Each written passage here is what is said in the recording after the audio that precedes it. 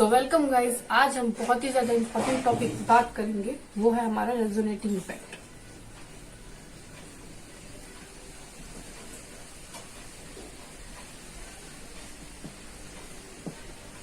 इस इफेक्ट ये वाला इफेक्ट इतना इम्पोर्टेंट क्यों हो जाता है, क्योंकि इसी इफेक्ट पे सबसे ज्यादा क्वेश्चंस आपको आपके एग्जाम में देखने को मिलेगा।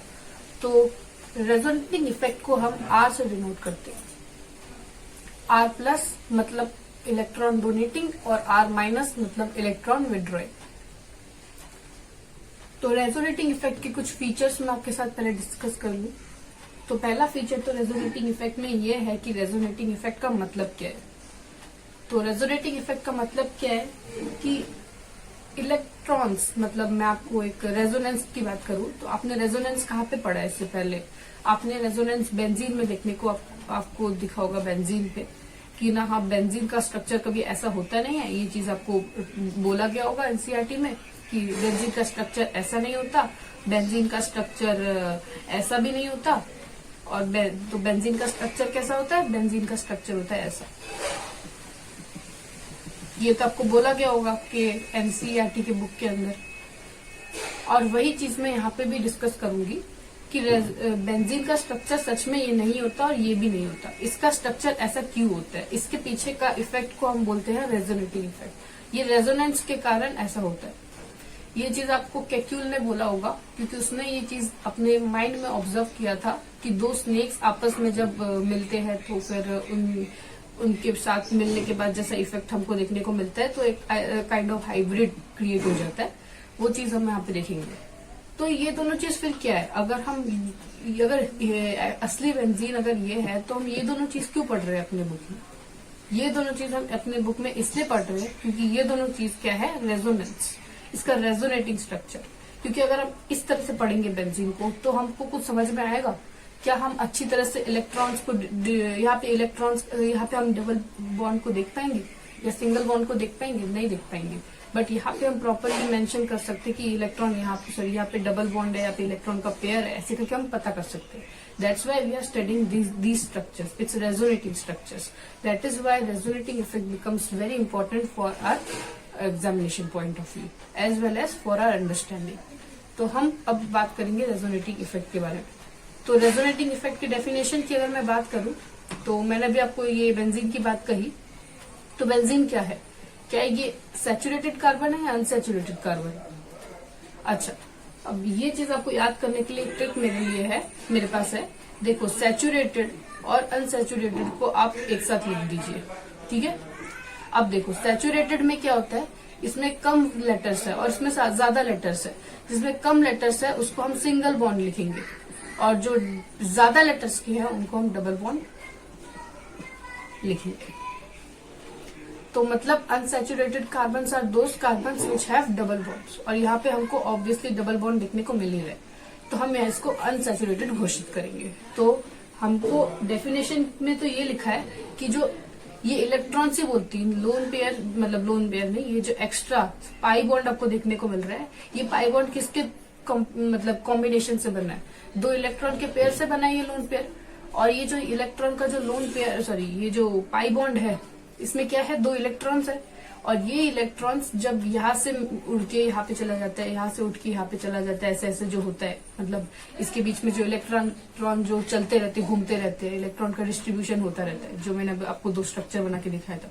उसमें क्या डिफरेंट था? ये पेयर था इलेक्ट्रॉन का, वो यहाँ पे आ गया था इसमें, और इसमें क्या था? ये इलेक्ट्रॉन का पेयर यहाँ पे था। मतलब इन दोनों यहाँ पे जो मूवमेंट हो रहा है, अनसैचुरेटेड कार्बन में जो इलेक्ट्रॉन्स का जो मूवमेंट हो रहा है, मतलब डिस्ट्रीब्यूशन हो रहा है प्रॉपर, उसी चीज को हम क्या बोलते हैं? Resonating effect. और वही चीज हम इस इफेक्ट में देखेंगे।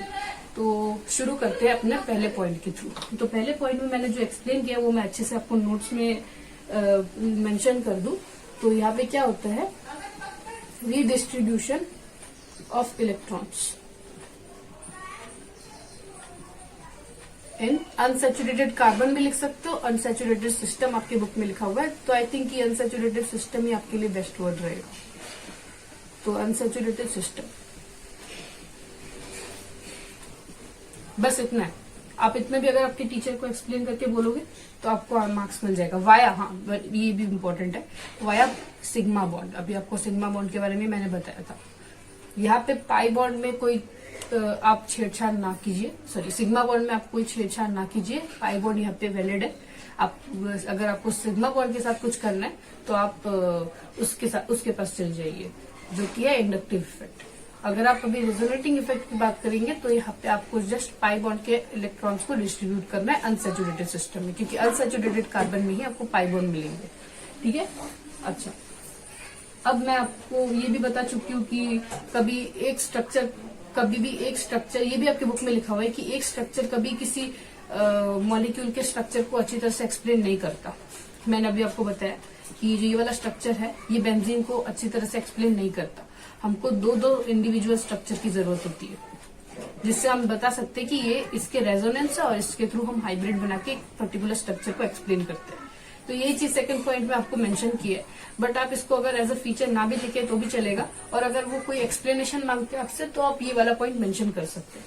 ठीक है, अगर हम सेकंड चीज की बात करें तो जो रेजोनेटिंग स्ट्रक्चर है इसको हम कैनोनिकल स्ट्रक्चर भी बोलते हैं। ठीक है ना, कौन सा स्ट्रक्चर? Canonical structure. तो जो कैनोनिकल स्ट्रक्चर है ना वो चीज रियल नहीं है। अभी मैंने आपको बताया कि ये वाला जो बेंजीन है वो रियल नहीं है, ये जस्ट हम स्टडी के पॉइंट ऑफ व्यू से हम इस तरह से बेंजीन को बना के हम लिखते हैं। तो मैंने तो इसीलिए थ्रू आप सब कुछ रिलेट कर सकते हो बार बार, इसलिए मैंने आपको स्टार्टिंग में इसकी एक्सप्लेनेशन दे दी थी मैंने। तो canonical structure are not real, ये रियल नहीं है, ये हाइपोथेटिकल है। आर रियल लिख रही हूँ, are not real, they are hypothetical.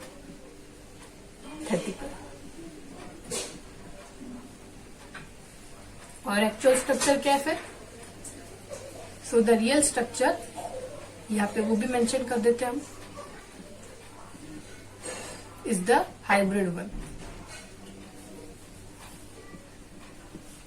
ये अच्छा, अब इसके और कंडीशंस है, ये तो इसके फीचर्स हो गए, इसके बारे में हमने बात कर ली। अब इसके कंडीशंस आपको पता होना चाहिए। एक स्पोर्ट्स में रूल्स होते हैं कुछ, यहाँ पे भी इस टॉपिक में भी कुछ रूल्स है, और ये कंडीशन आपको हमेशा के लिए याद रखना है। तो क्या रूल है? पहला तो कि जब आप कैनोनिकल स्ट्रक्चर्स बनाओगे, मतलब रेजोनेटिंग स्ट्रक्चर्स आप जब बनाओगे तो उसमें सारे स्ट्रक्चर के बीच में मैंने आपको ये चीज करके दिखाई थी। तो ये वाला एरो जो है इसी के थ्रू आपको रिप्रेजेंट करना है कैनोनिकल स्ट्रक्चर्स को। ठीक है ना, मैंने अभी आपको दिखाया था, आप गौर से देखना जब मैं आपको समझाया करती हूँ। तो आप अगर आपको नहीं भी पता है तो आप वीडियो को थोड़ा आगे लेके जाइए, आपको ये दिख जाएगा मैंने किस तरह से रेजोनेटिंग स्ट्रक्चर बनाया है। तो आप यहाँ पे वो लिख सकते हैं, structure are shown by putting structures are shown by putting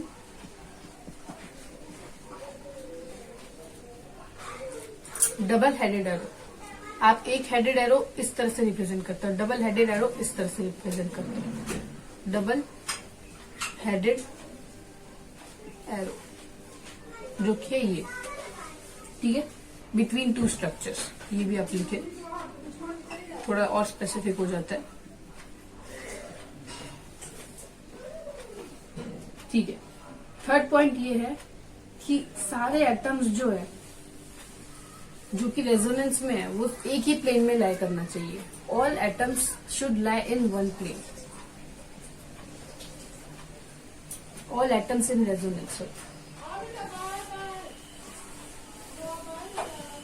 should lie in same plane।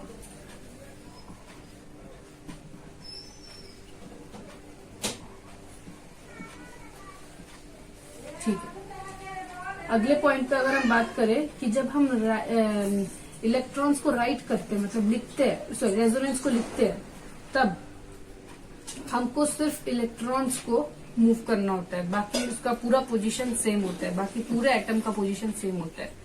We have to just distribute electrons। For the pause in this video, हम जहाँ पे थे, चलो हम वहाँ से स्टार्ट करते हैं। तो हम लोग किस पे बात कर रहे थे? हमने डिस्ट्रीब्यूशन ऑफ इलेक्ट्रॉन्स की बात कर ली।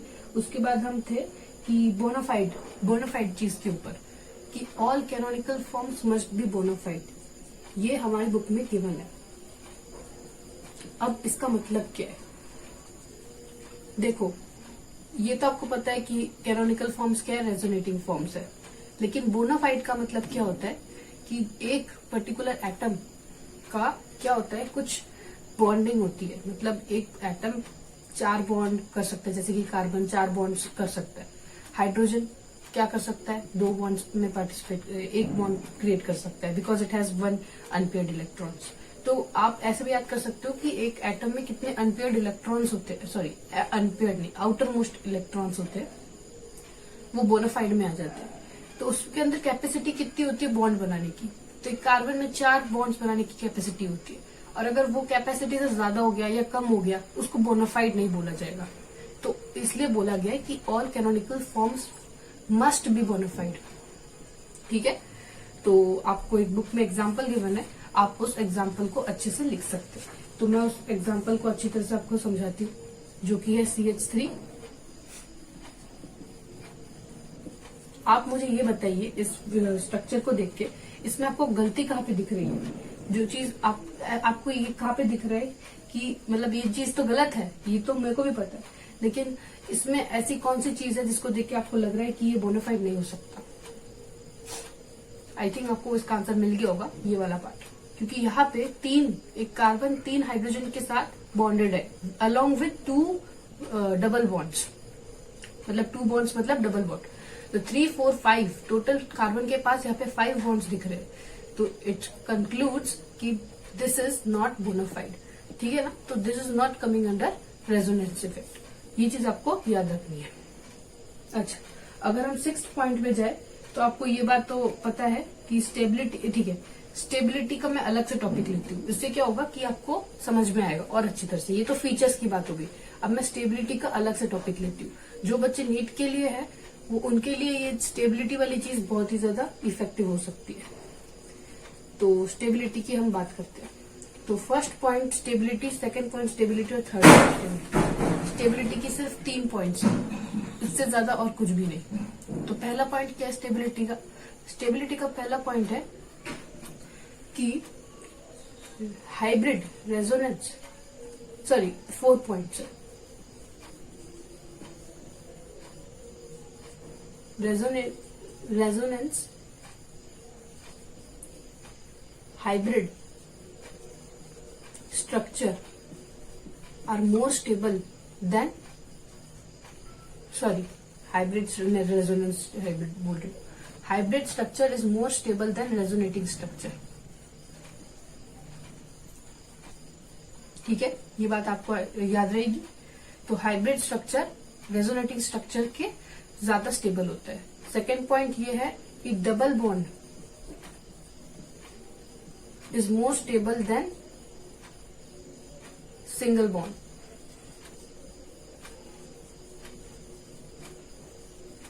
ठीक है, double bonds more number single bonds नहीं, more number of double bonds is more stable than less number of more double bonds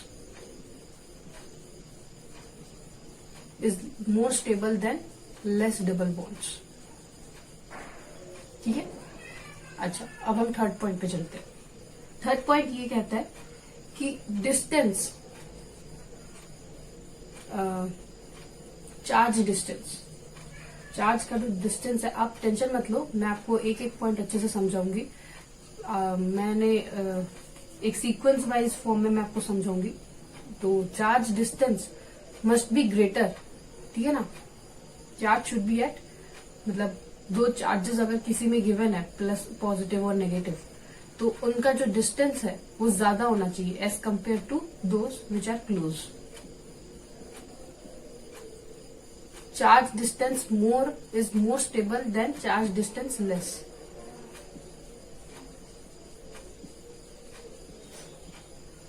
ठीक है, मैं यहाँ पे जस्ट शॉर्टकट फॉर्म में लिख रही हूँ, आप इसको बहुत अच्छी तरह से एक्सप्लेन करके अपने नोटबुक में लिख सकते हैं। यहाँ पे मैं आपको एक्सप्लेनेशन दूंगी इन सब चीजों का, इसलिए मैं यहाँ पे छोटा सा लिख रही हूँ, मतलब distance should be greater. Fourth point ये है कि इलेक्ट्रोनेगेटिव एटम जो होते हैं, atom which are electronegative, they must not contain positive charge. It must be having its own property. If it is opposite, then it is considered as less stable. Less stable. अच्छा, ये चीज जो है ये मैं आपको अच्छी तरह से यहाँ पे एक्सप्लेन करूंगी. तो आपको इन तीनों पॉइंट्स को एक प्रायोरिटी फॉर्म में लिखना है. अब मैंने क्यों इसको एक्सप्लेन नहीं किया, क्योंकि अभी मैं आपको एक स्ट्रक्चर बनाऊंगी, 4 स्ट्रक्चर बनाऊंगी और उन्हीं 4 स्ट्रक्चर को एक इसके थ्रू समझा दूंगी. तो ये हो गया एक, ये हो गया दूसरा स्ट्रक्चर, ये हो गया तीसरा स्ट्रक्चर,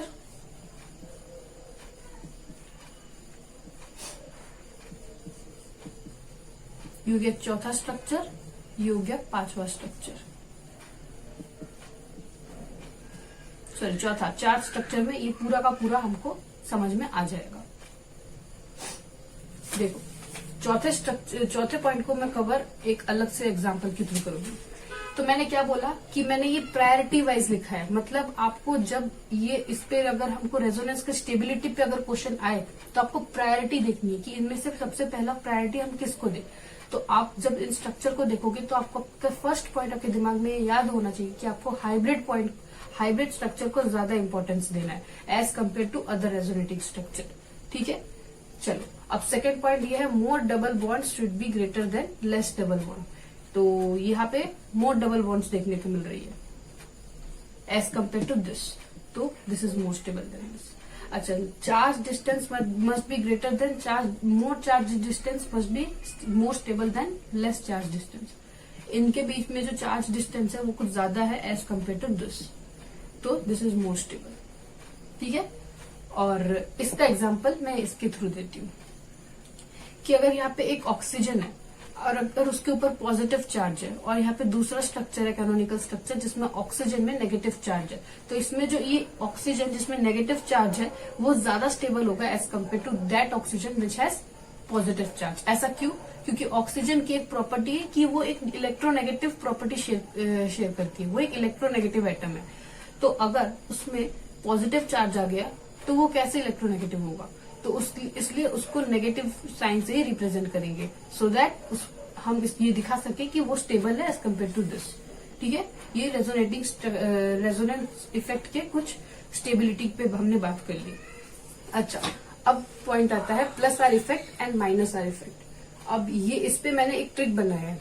आप जस्ट इस ट्रिक को यूज करके नीट जो भी बच्चे नीट का एग्जाम दे रहे हैं वो इस ट्रिक को यूज करके आराम से अपने एग्जाम में अच्छे मार्क्स स्कोर कर सकते हैं. ऐसा क्यों? क्योंकि मोस्टली क्वेश्चन इस ट्रिक के बेस पे ही आते हैं. मेरा ट्रिक वैलिड नहीं होगा क्योंकि इसमें रीजंस होंगे, उसमें कुछ एक्सेप्शंस हो सकते हैं, बट आपको मोस्टली अगर आप ये वाला ट्रिक कर लोगे तो आई थिंक आपसे बहुत सारे प्रीवियस ईयर्स क्वेश्चन भी अगर आप सॉल्व करोगे तो आपको दिख जाएगा कि आप इस ट्रिक के थ्रू भी पूरे क्वेश्चन सॉल्व कर सकते हो. और रही बात बीएससी वालों की, वो जस्ट इस ट्रिक को एज एन एग्जाम्पल याद कर लीजिए. आप इसको डायरेक्टली एग्जाम में नोट आउट करके आ सकते हैं. ठीक है, तो प्लस आर इफेक्ट और माइनस आर इफेक्ट का सिर्फ एक ही मुद्दा है कि आपको इसके डेफिनेशन पे नहीं जाना, इसके जस्ट एग्जाम्पल्स में जाना, क्योंकि आपको आइडेंटिफाई करना आ सकता है कि कैसे आइडेंटिफाई करो कि इसमें इस बेंजीन रिंग होता है, यहाँ पे एक बेंजीन रिंग बना के देंगे 2 ऐसा टाइप का, और बेंजीन रिंग के ऊपर एक चीज डालेंगे और वही चीज से आपको डिटरमाइन करना है कि ये प्लस आर है माइनस आर है. और इसी चीज को डिटरमाइन करने के लिए प्लस आर और माइनस आर का इन्वेंशन हुआ है. तो प्लस आर रेजोनेटिंग इफेक्ट को क्या बोलते हैं? Resonance electron donating resonance effect. तो प्लस आर इलेक्ट्रॉन डोनेटिंग को रिप्रेजेंट करेगा और माइनस आर इलेक्ट्रॉन विड्रॉइंग को रिप्रेजेंट करेगा. अच्छा, ठीक है. अब इलेक्ट्रॉन डोनेटिंग और इलेक्ट्रॉन विड्रॉइंग को, मतलब प्लस आर और माइनस आर को अब प्लस आई और माइनस आई से ना रिलेट करें, इसलिए मैंने ये ट्रिक बनाया है. क्योंकि यहाँ पे आपको प्लस आई से कुछ ज्यादा ही ऑपोजिट चीज देखने को मिलेगी. क्योंकि इसके जो एग्जाम्पल्स है वो है फ्लोरीन, क्लोरीन, ब्रोमीन और आयोडीन. अब आप बोलोगे कि ये तो इलेक्ट्रॉन विड्रॉइंग के अंदर थे प्लस आई और माइनस आई इफेक्ट में, तो इसके लिए भी मेरे पास एक वो है ट्रिक है। तो इसका ट्रिक ये है कि ऑल द सिंगल बॉन्डेड, जो भी सिंगल बॉन्ड में पार्टिसिपेट करते हैं, all the single bonded atoms will come under plus are effect.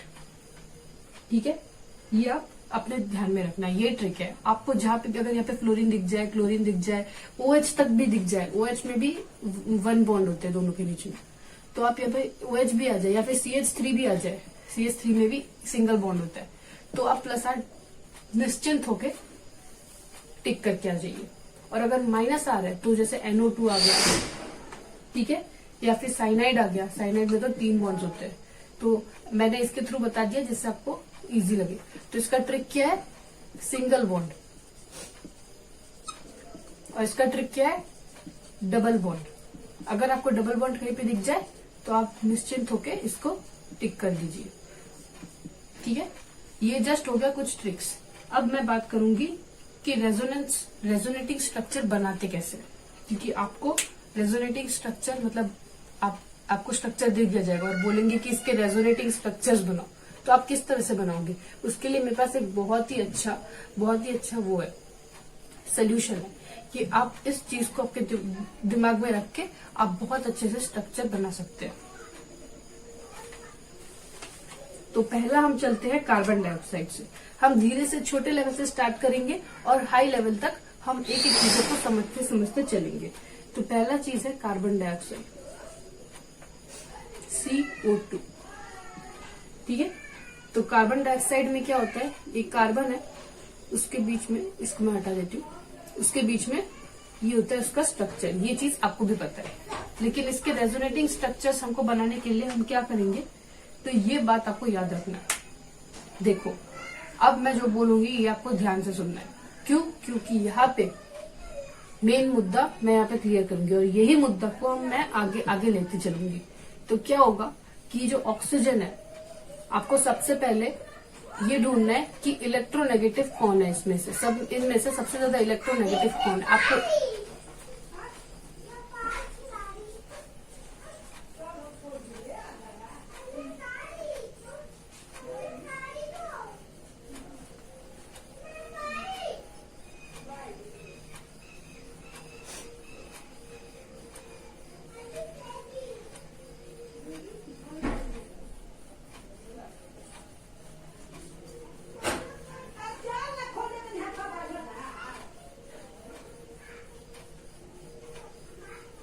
आपको सबसे पहले तो ये देखना है कि इसमें से सबसे ज्यादा इलेक्ट्रोनेगेटिव कौन सा है।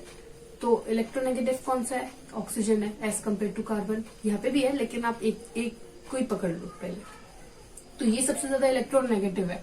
ये क्या करेगा, इलेक्ट्रॉन्स लेगा। क्या करेगा, इलेक्ट्रॉन्स लेगा। तो इलेक्ट्रॉन्स तो सिंगल बॉन्ड के तो हम ले नहीं सकते क्योंकि वो टाइटली बॉन्डेड होते हैं, लेकिन डबल बॉन्ड के जो इलेक्ट्रॉन्स होते हैं वो लूजली बॉन्डेड होते हैं, तो उनसे इलेक्ट्रॉन लेना बहुत ही ज्यादा इजी है। That's why this oxygen can take this electron from carbon double bond. ठीक है, ये चीज आप ध्यान रखिए। ठीक है, तो फर्स्ट स्टेप तो ये हो जाएगा। अब सेकेंड स्टेप क्या होगा, जब ये इस तरह से ले लेंगे तो आप इस तरह से, जब वो ले लेगा तो यहाँ पे नेगेटिव चार्ज आ जाएगा और कार्बन में पॉजिटिव चार्ज आ जाएगा।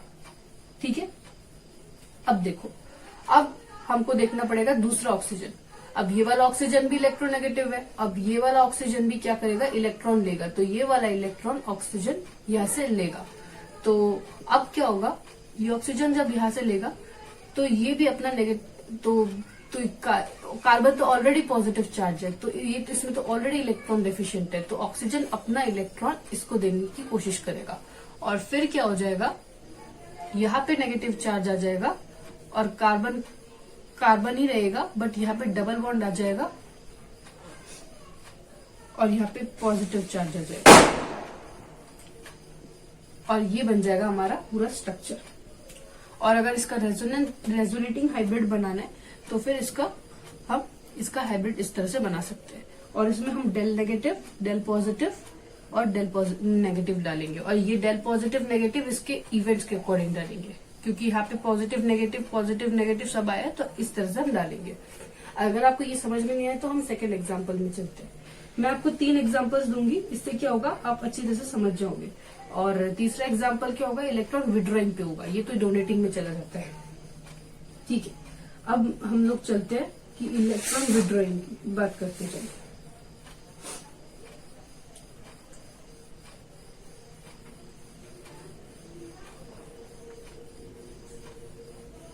तो हम लेंगे अभी कार्बोनेट आयन CO3 माइनस 2। तो CO3 माइनस 2 का स्ट्रक्चर हम देखते हैं। जब तक हम स्ट्रक्चर नहीं समझ पाएंगे तब तक हम बॉन्ड नहीं बना सकते। तो यहाँ पे हमने बना लिया इसका स्ट्रक्चर।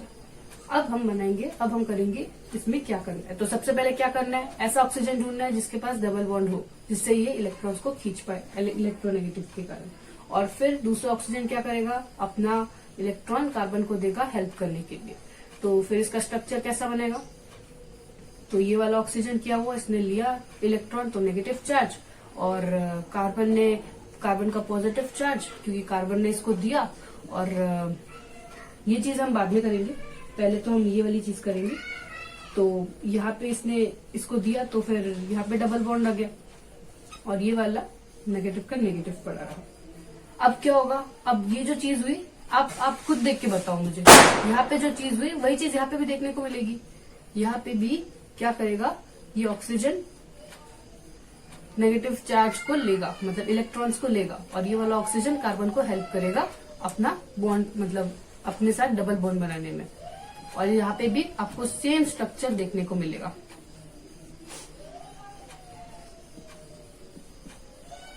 ये हो गया, यहाँ पे लोन पेयर बन चुका, डबल बॉन्ड बन चुका है, तो यहाँ पे कोई चार्ज नहीं आएगा, जस्ट यहाँ पे और यहाँ पे आएगा चार्ज। अब यहाँ पे हो गया, अब यहाँ पे भी क्या करेगा, वो इलेक्ट्रॉन्स खींचेगा अपनी तरफ, ऑक्सीजन अपनी तरफ, और ये वाला ऑक्सीजन क्या करेगा, हेल्प करेगा कार्बन को डबल बॉन्ड फॉर्म करने के लिए। तो ये वाला ऑक्सीजन ने डबल बॉन्ड फॉर्म कर लिया, ये वाला नेगेटिव का नेगेटिव रहा, और इसके बीच में इसमें नेगेटिव चार्ज आ गया, और इसमें डबल बॉन्ड का डबल बॉन्ड रह गया। तो इस तरह से हमारा पूरा बन गया। अब इसका हाइब्रिड अगर आप बनाना चाहते हो तो इसमें ऐसे ऐसे होगा इसका हाइब्रिड। आपने पूरे इवेंट पे किस तरह से देखा, इसको तीनों में डबल बॉन्ड आपने देख लिया, तो फिर तीनों इवेंट्स में अगर आपने डबल बॉन्ड देख लिया तो इसका हाइब्रिड इस तरह से बना सकते हो आप। अच्छा, अगर हम थर्ड पॉइंट में हम फेनॉल को देखते हैं। आई विश कि आप फेनॉल को देखने के बाद आप में कोई दिक्कत नहीं आएगा। C6H5OH, हम इसके स्ट्रक्चर पे डायरेक्ट जाते हैं। इसका फॉर्मूला जितना हार्ड दिखता है उतना उसका स्ट्रक्चर नहीं है, कैसे बोले तो यहाँ पे क्या होगा, पहले तो आप यहाँ पे कार्बन कार्बन बना लो। इससे क्या होगा, इससे सबसे पहले ये ऑक्सीजन जो होगा, ये सबसे पहले मैं थोड़ा बड़ा करके बनाती हूँ, आपको थोड़ा अच्छे से समझ में आएगा। फेनॉल के लिए I think we need more space, तो I am not writing here C6H5OH, मैं एक बड़ा सा फेनॉल बनाती हूँ।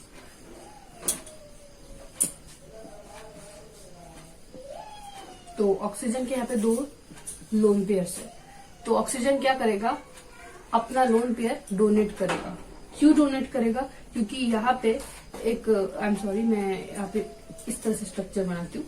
इससे क्या होगा, मैं आपको यहाँ पे अच्छी तरह से बता के दिखा सकती हूँ। तो पहले क्या होगा, यहाँ पे जो कार्बन होगा, पहले तो डबल बॉन्ड ढूंढना है। यहाँ पे मैंने आपको बताया डबल बॉन्ड ढूंढो, डबल बॉन्ड ढूंढ के यहाँ पे देखो कार्बन है, ये भी इलेक्ट्रोनेगेटिव है, वो क्या करता है, इलेक्ट्रॉन छीनेगा अपने पास। जब वो इलेक्ट्रॉन छीनेगा तो ये ऑक्सीजन हेल्प करेगा इस वाले कार्बन को अपना लोन पेयर देने में, जिससे डबल बॉन्ड क्रिएट हो सके। तो जब ये होगा, इस प्रोसेस में क्या होगा, अब जो इलेक्ट्रॉन्स ले रहा है लोन पेयर से, उस पे तो नेगेटिव चार्ज आ जाएगा, और जो हेल्प कर रहा है इसमें तो डबल बॉन्ड आ जाएगा। और जब वो इसको हेल्प करेगा तो क्या होगा कि यहाँ पे एक पॉजिटिव चार्ज क्रिएट हो जाएगा। जब कोई अपना लोन पेयर डोनेट करता है तो वो पॉजिटिव चार्ज में कन्वर्ट हो जाता है। अच्छा, सेकंड स्टेप क्या होगा, यहाँ पे भी लोन पेयर दिख रहा है, वो लोन पेयर कौन, ये वाला कार्बन खींच लेगा, और जब ये वाला कार्बन खींच लेगा ये लोन पेयर, तो अब जो पार्ट में लोन पेयर आ जाएगा वहां पे नेगेटिव चार्ज, और ये वाला नेगेटिव चार्ज इसको हेल्प करेगा आगे बढ़ने के लिए, मतलब अपना डबल बॉन्ड बनाने के लिए। तो यहाँ पे डबल बॉन्ड बन गया, और रही बात इसकी, ये सेम का सेम रह जाएगा। और वैसे ही हम ये आपके लिए होमवर्क रहेगा, आप इसको वीडियो पॉज करके कर लीजिए, बाकी मैं आपको यहाँ पे करके दे देती हूँ। ये क्या होगा, ये फिर आगे बढ़ेगा और ये इसको हेल्प करेगा, तो यहाँ पे आ गया नेगेटिव चार्ज, ये आगे बढ़ गया और इसका वैसा का वैसा ही रह गया। अब ये लास्ट प्रोसेस आपको अच्छी तरह से देखना है, क्योंकि अब क्या होगा, ये लोन पेयर यहाँ पे चला आएगा, तो यहाँ पे जब चला आएगा, ये अपना जब लोन पेयर लेगा तो क्या होगा, यहाँ पे नेगेटिव आ जाएगा, लेकिन यहाँ पे ऑलरेडी पॉजिटिव है, तो नेगेटिव पॉजिटिव न्यूट्रल हो जाएगा और इससे ये स्टेबल हो जाएगा। और ये वाला नेगेटिव चार्ज तो है इसको स्टेबल करने के लिए, तो आप इस तरह से इसका स्ट्रक्चर बना सकते हो और ये एज इट इज OH हो जाएगा। और इसका हाइब्रिड क्या हो जाएगा, फिर इसका हाइब्रिड हो जाएगा कुछ ऐसा। तो अब मैंने रेजोनेटिंग इफेक्ट आपको बहुत अच्छी तरह से सिखा दिया है। आई थिंक आपको और कभी दिक्कत नहीं आएगी इस सब चीजों का। चलो, so that's it for the video. Thank you very much for watching this video.